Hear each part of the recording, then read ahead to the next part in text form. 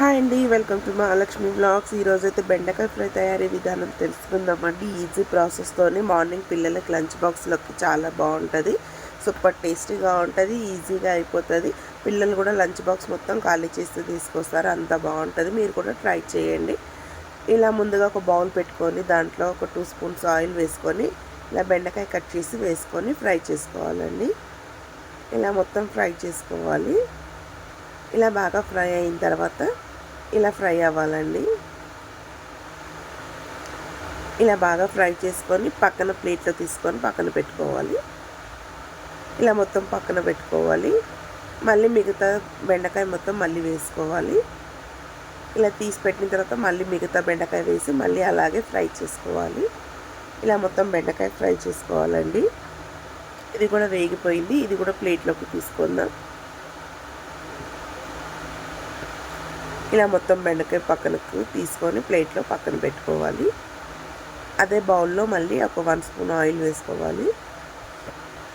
ఇలా ఆయిల్ వేడెక్కిన తర్వాత ఒక 1/2 స్పూన్ జీలకర్ర వేసుకోవాలి. ఒక 2-3 పచ్చిమిర్చి వేసుకోవాలి. ఇలా పచ్చిమిర్చి వేగిన తర్వాత సన్నగా కట్ చేసుకున్న ఉల్లిపాయ ముక్కలు వేసుకోవాలి.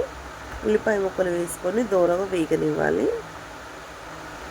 ఇలా వేగిన తర్వాత దాంట్లోనే కొంచెం కరివేపాకు వేసుకోవాలి.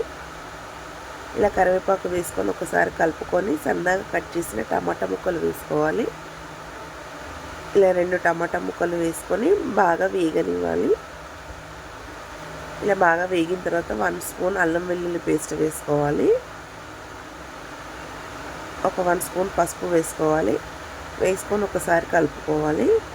ఇలా బాగా కలిపిన తర్వాత 1.5 స్పూన్ కారం వేసుకోవాలి. ఒక 1 స్పూన్ సాల్ట్ వేసుకోవాలి. మీరైతే మీ టేస్ట్కి తగ్గట్టు మీరు కారం వేసుకోండి. నేనైతే తక్కువే తింటాను కాబట్టి కొంచెమే వేసాను. కొంచెం కొత్తిమీర పుదీనా వేసుకోవాలి. వేసుకొని ఇలా బాగా కలుపుకోవాలి.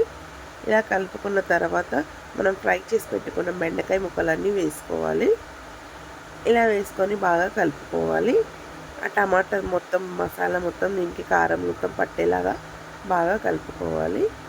ఇలా బాగా కలుపుకున్న తర్వాత 1 స్పూన్ ధనియా పౌడర్, ఒక 1/2 స్పూన్ గరం మసాలా వేసుకోవాలి. ఇలా వేసుకొని బాగా కలుపుకోవాలి.